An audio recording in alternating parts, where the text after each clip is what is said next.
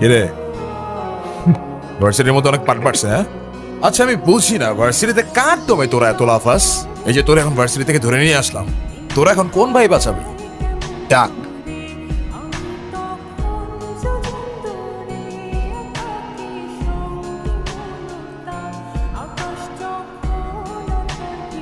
তোরা ক্লাবের মিটিংয়ে ডাকছি, এখানে কি করতেছিস? এই দেখ তোদের ক্লাবের প্রেসিডেন্ট আসছে মিটিং করতে।